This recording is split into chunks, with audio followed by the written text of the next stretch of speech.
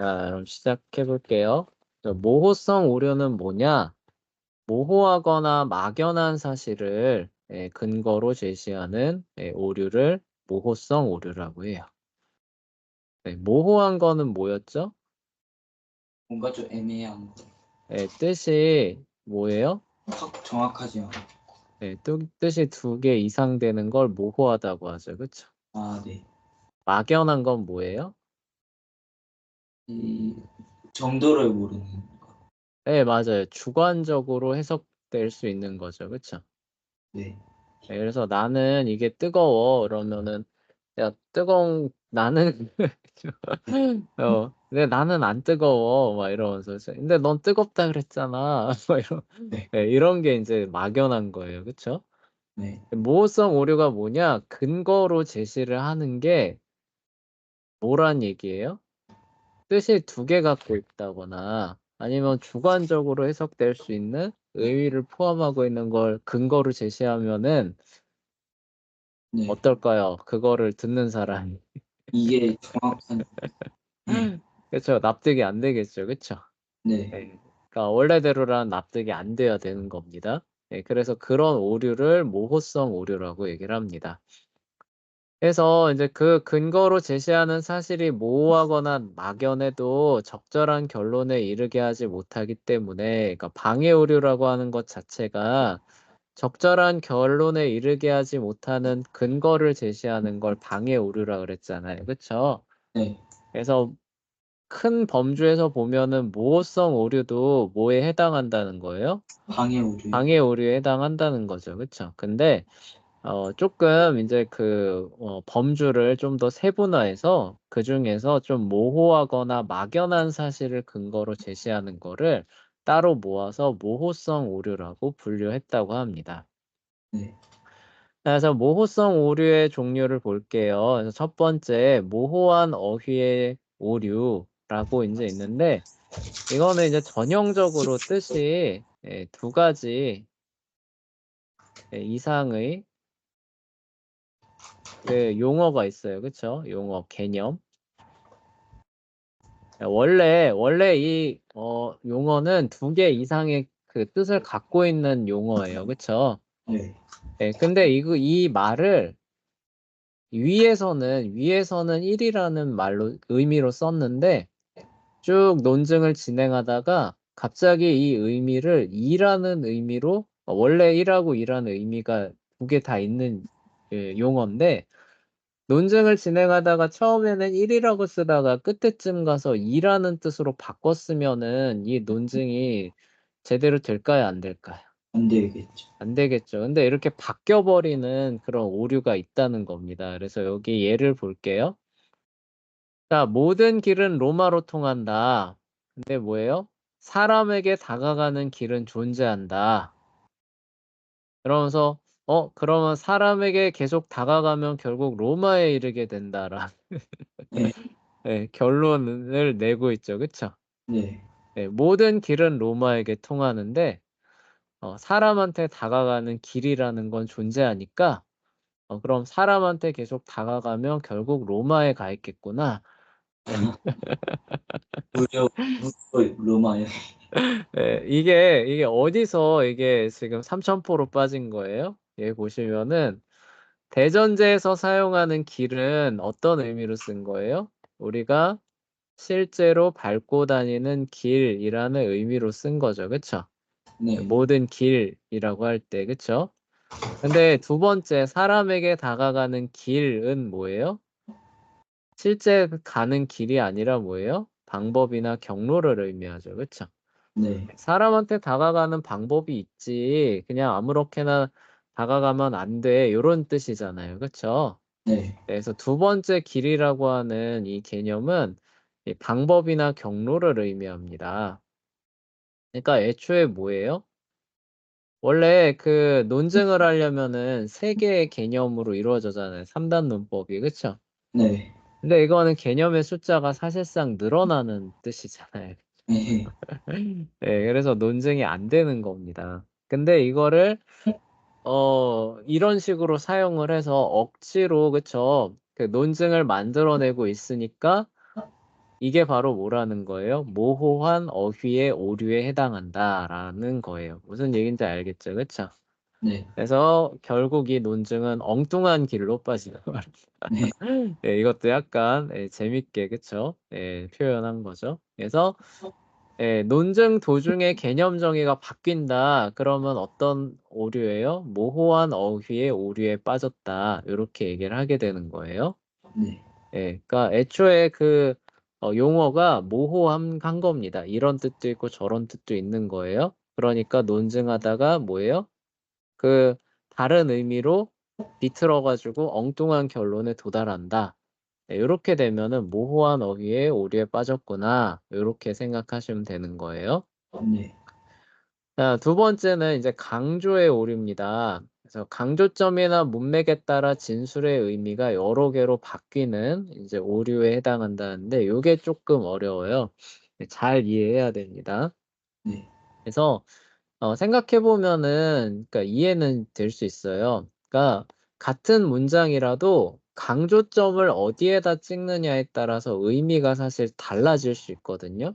그래서 여기 네. 보시면은 자, "우리는 이웃의 차를 도둑질하면 안 된다."라는 문장이 있습니다.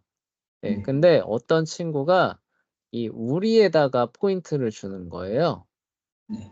"우리는 이웃의 차를 도둑질하면 안 된다."인데 뭐예요? "우리는 하면 안 된다."는 거예요. 네. 그러면 뭐예요? 우리는 안 되지만 너희는 어떻다는 거예요? 된다. 된다는 의미로. 그쵸? 네. 네, 그래서 "우리는 이웃의 차를 도둑질하면 안 된다. 그러므로 너희는 도둑질해도 된다."라는 식으로 논증을 구성했다고 해 봐요. 네. 그러면 이게 올바른 논증이에요, 아니에요? 아니죠. 아니죠. 그쵸? 이런 오류를 얘기를 하는 거예요. 아. 무슨 얘기인지 알죠? 그 문맥이나 강조점을 그 엉뚱한 데다가 찍는 거예요. 네. 그래서 본래 의미가 그러니까 원래 그러니까 애초에 이 문장도 강조를 어디에다 하느냐에 따라서 여러 가지 의미로 나올 수 있는 문장인 거죠. 그쵸? 네. 근데 이건 누가 봐도 그런 의미로는 안 쓰인 거예요. 그쵸? 그런데 네. 이걸 주장하는 사람이 엉뚱한 데다가 강조점을 거의 찍어서 자기가 원하는 네. 문장의 의미로 만들어 내면서 "이게 이런 것이야."라고 하면은 어떤 오류라고요? 방해. 강조의 오류에 해당한다는 거예요. 그래서 두 번째 볼게요. 그러니까 똑같은 문장인데 이렇게 "우리는 이웃의 차를 도둑질하면 안 된다."라고 했을 때 어떤 친구가 이 도둑질에다가 이 포인트를 두는 겁니다. "아 네. 그래 도둑질은 안 되지. 그럼 도둑질 말고 뭘 하면 뭐는 될까? 도둑질은 안 되니까 이웃의 차에 그래 도둑질은 안 되지. 하지만 뭐예요? 낙서는 해도 돼. 그러니까 우리는 낙서는 되는 거야."라고 얘기하면 뭐에 빠진 거예요? 강조의 오류에 빠진다는 거죠. 그쵸? 네. 그래 도둑질하면 안 되지. 맞아. 도둑질은 안 되니까 낙서는 되는 거야." 아. 또 무슨 얘기인지 알겠죠? 그쵸? 네. 요렇게 인제 논증을 구성하면은 이게 뭐예요? 강조의 오류에 해당한다는 거. 네. 또 있어요 뒤에 보면은. "우리는 이웃의 차를 도둑질하면 안 된다."라고 했는데 누가 갑자기 이웃에다가 포인트를 주면서 "아 맞아. 이웃은 안 되지. 그러니까 우리는 친척의 차는 도둑질을 해도 되는 거야." 아.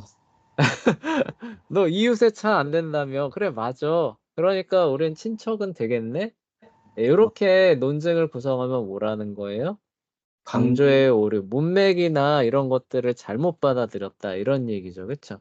네. 그리고 요 문장 자체가 포인트를 어디에 찍느냐에 따라서 여러 의미로 사실 해석이 될 수 있는 그런 문장이라는 거죠, 애초에. 네. 고런 문장을 인제 조심해야 되는데 어쨌거나 그런 거를 얘가 엉뚱한 데다가 찍는 거예요. 그래서 엉뚱한 의미로 논증을 하게 되면은 "아 너 강조의 오류에 빠졌구나." 이렇게 얘기를 하는 겁니다. 네. 그래서 여기 마지막이에요. "우리는 이웃의 차를 도둑질하면 안 된다." 해서 갑자기 누가 차에 꽂힌 거예요. 네. "아 차는 안 되지. 그래 그러면 우린 이웃의 뭘 할까요? 이웃의 차 말고 귀중품. 예, 귀중품, 차는 귀중품에 해당되겠죠. 예, 차 말고 컴퓨터로 합시다. 네, 차는 안 되지만, 예, 우리는 요새 차를 도둑질하면 안 된다. 맞아요. 그러니까 나는 컴퓨터를 도둑질해 올 거예요. 이렇게 하면 어떻게 돼요? 예, 강조의 오류에 빠진 거죠. 그쵸? 네. 예, 그런 부분들을 이제 여기서 얘기를 하는 겁니다. 자, 그리고 요거는 이제 그 모호한 문장 구조의 이제 오류인데요. 요거는 그 문장 구조 자체가 그 더블 미닝이라 그래서 의미를 두 개를 담고 있는 그런 문장이 있어요. 아까 앞에는 개념 용어가 두 개, 세 개, 네 개 이런 그 의미를 담고 있잖아요. 그쵸? 네. 근데 그게 나중에 가면서 어때요? 이 의미로 쓰다가 나중에 바뀌는 게 그 1번 오류였죠. 그쵸? 용어가 뭐였죠? 선생님 용어가 갑자기 기억이 안 나는데. 모호한 어휘의 오류였죠. 그쵸? 네. 근데 3번은 뭐냐? 문장 구조가 이중적인 의미를 갖고 있다는 뜻이에요. 아, 그래서 여기 보시면은 이제 이거예요. 가장 유명한 이제 이 예입니다. 모호한 문장 구조의 오류의 가장 유명한 예가 우리 역사 시간에 배웠었죠. 리디아의 왕 크로이소스가 델포이에 가서 페르시아라는 나라가 지금 막 일어서고 있는데 전쟁을 할까요, 말까요? 라고 물으니까 그 무녀가 뭐라고 답해요? 강력한 나라입니다. 네, 맞아요. 지금 저기 왕께서 전쟁을 일으키시면 강력한 나라가 무너질 겁니다. 이렇게 얘기를 했죠. 그쵸? 네. 네, 그러니까 이 왕은 어떻게 해석해요? 우리, 저쪽이 우리보다 네, 그쵸. 저 신은 강국 페르시아가 내 손에 무너지는 거구나. 라고 하면서 일으켰는데 어떻게 돼요? 딱 졌어요. 네, 오히려 우리나라가 멸망했죠. 그쵸? 네. 네, 그 리디아가 멸망한 거예요. 네, 그리고 나서 깨달은 거죠. 아, 여기서 말한 강력한 나라는 페르시아가 아니라 뭐라는 거예요? 우리였구나. 우리나라 리디아였구나. 이제 깨닫는 그 유명한 얘기 있잖아요. 그쵸? 네. 자, 이런 것처럼 이 강력한 나라를 무너뜨릴 것이라고 하는 이 진술이 이 강력한 나라가 애초에 더블 미닝을 갖고 있죠. 네. 페르시아도 될 수 있고 뭐도 될 수 있는 거예요? 이디야도 될 수 있다. 예, 리디아도 될 수 있는 리디아. 그쵸? 두 나라를 다 가리킬 수 있는 구조를 애초에 갖고 있잖아요. 그쵸? 네. 예, 요런 그 오류 문장을 구사하면서 그러니까 이러저러할 것이다라고 말하면은 이건 뭐예요? 모호한 문장 구조의 오류에 해당한다는 거예요. 네. 그래서 여기 보시면은 여기 나와요. 자, 어떤 사람이 경기장에 난입해서 다른 사람이 그를 폭행했다. 그런 일은 잘못된 것이다. 얼핏 보면은 오류가 있어 보여요, 없어 보여요? 없어 보이죠. 네, 근데 자세히 살펴보세요. 뭐가 잘못됐다는 거예요? 그런 일은 잘못됐다라고 얘기하잖아요. 여기서 그런 일은 뭐예요? 그러니까 어떤 사람이 경기장에 난입을 하니까 잠시만요. 아니 경기장에 네. 난입해서 그걸 끌어내려고 막 때릴 수 있지 않을까? 예, 예, 그러니까 뭐가 잘못됐다는 거예요. 그러니까 이게 꼭 네. 잘못된 게 아닐 수도 있고 이게 네. 잘못된 일 수도 있고. 자, 여기서 어떤 사람이 경기장에 난입해서 다른 사람이 그를 폭행했대요. 그래서 네. 그런 일은 잘못된 것이다라고 했는데 여기서 말하는 그런 일은 무슨 일을 말하는 거예요?